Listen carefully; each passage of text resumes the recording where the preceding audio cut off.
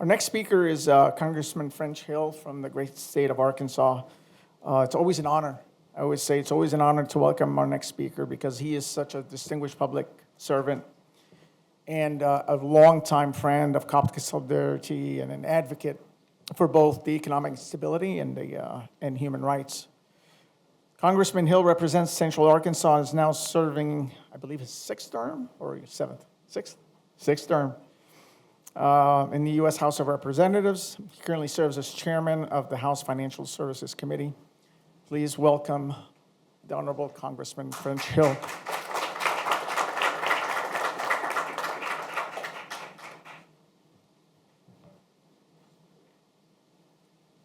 Well, good afternoon, everyone. So glad to have you back in the United States Capitol. A real treat to have you, and grateful for Coptic Solidarity's work every year to keep Congress fully informed about what's happening in Egypt, in our Coptic communities there, what's going on in policy there, and so it's a real pleasure for me to be back.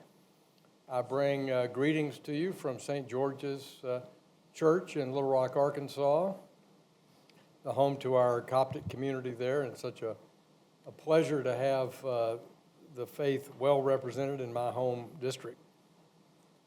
Since I've been in Congress, dating back to 2015, I've always been a strong advocate for religious liberty, both here at home, that we witnessed for some during the pandemic, little constraint on religious liberty here at home, but also certainly passionately throughout the world, and no place more firmly than in Egypt. Many of us were so stunned in 2015 to see the horrors of the 21 cops captured, tortured, beheaded, refusing to renounce Jesus Christ. That is etched into many of our minds here in the House over the past decade. They weren't soldiers, they weren't preachers, they were just ordinary people going about their ordinary lives as dads and laborers and husbands and brothers. And it was unimaginable to an American audience, not to mention the strong believers in the valley of the Nile, to see that horrific activity. So I stood with the Coptic community then, and I've continued to do that over the past decade. Coptic Christians are the largest religious minority in the Middle East, and yet historically and today, Copts continue to endure discrimination, violence, and systemic injustice.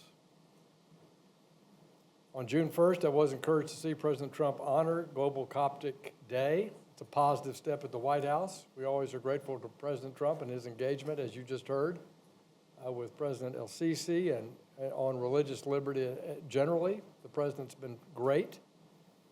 They're vigorous defenders of religious liberty in the multilateral as well as in bilateral conversations.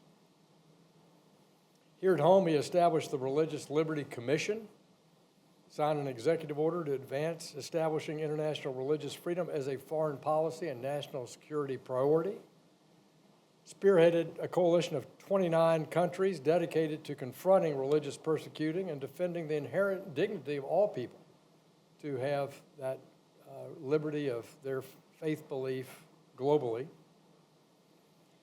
The administration's been good, I would say, at annually designated countries of particular concern, entities that engage in or tolerate severe systemic violations of religious freedom.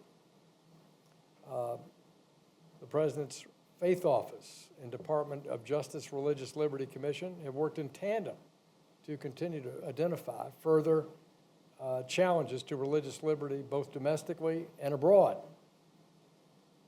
So that's good. I think America's track record's been positive over the decade that I've served in the House.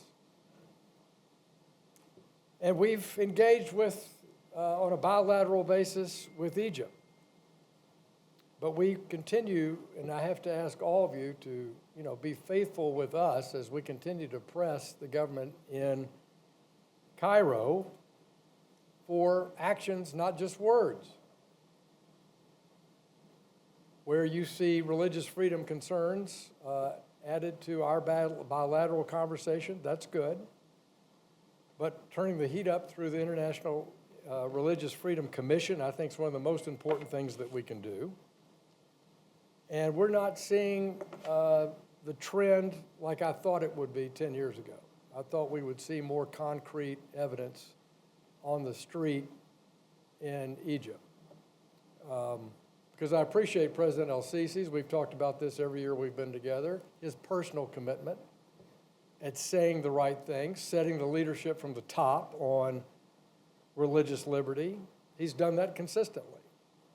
In January, delivered a message of interfaith tolerance at the Coptic Orthodox Nativity Cathedral.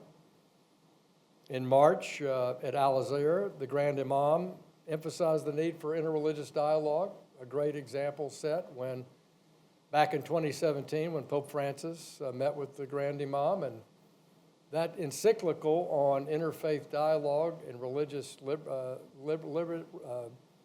religious tolerance between the faiths, and particularly working between Islam and the Roman Catholic Church, was good.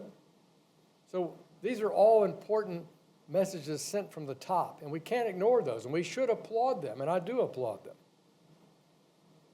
But I have to say that having been in Egypt and most recently in Minya, where I met with the Coptic bishop there, you know, the report from the street is not impressive. I do think that's captured by the Religious Freedom Commission. They were in country and did their analysis just a few weeks after I visited, and I thought their write-up reflected exactly what I saw, which is that we're not seeing the central government in Cairo enforce their justice ministry laws and rules on the population, not even in a selective or casual or periodic way. And instead, Egyptian officials tell me that reconciliation councils are the preferred method of towns and villages for dealing with violations of religious liberty. And, you know, in America, we have a word for that, which I can't say here in this august, very polite body. It has to do with, I won't say what it has to do with, but it's not right, not true, not fair. And that prosecution of that persecution is precisely the signal that I think is the most straightforward for the central government to do and lead. And that's where I like to start usually. I'd like to see religion off driver's licenses. I'd like to see continued progress on curricula in school, and there's been some. But not to the extent that we would recognize it here in the way we think here in our country. But the most important thing is to send that message in town and village that if you violate the human rights of your neighbor, you're going to pay a civil justice price for that. And in my view, and I have great affection for Egypt and the Egyptian people and Egypt's history, I don't think that would produce, if done properly, done effectively, done in the right way, that it would produce any threat to the stability of this great, important, beautiful, exceptional country.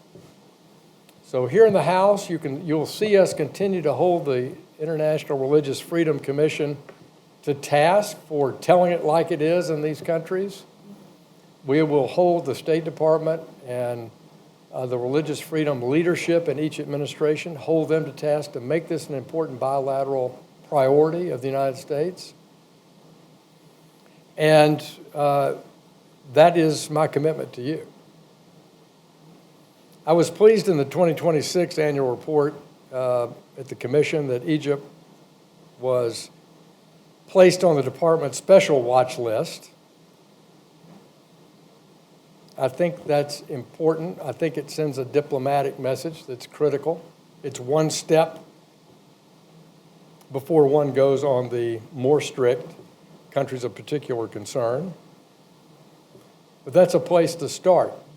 And you'll continue to see me advocate for it and not take very well-phrased lip service from our colleagues over in Egypt. And to me, seriously, if I read in the press clips from Egypt that in Menya, that this person was prosecuted for desecrating this place of worship, attacking this family, doing something inappropriate and intimidating on the street to this Copt on the way to Mass, that would be the kind of signal that would tell me that we're making real progress on the street. And I want to say thank you for your advocacy.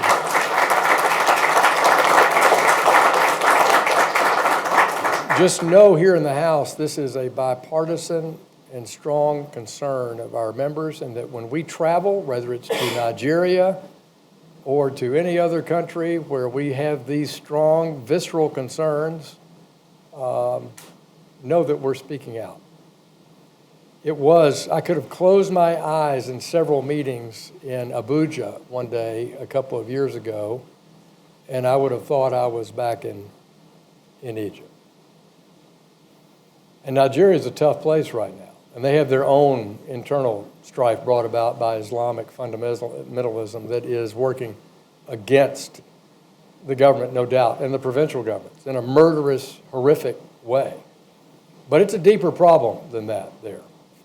And so Nigeria is another country on the continent of Africa where we're very engaged in trying to get the right outcomes, the right legal outcomes to protect the human rights of the citizens there. Because again, this is an important partner to the U.S. in an important way. And I think we have an even higher obligation for those nations where we have a significant, serious security and diplomatic presence. Thank you for what you're doing. Keep the faith.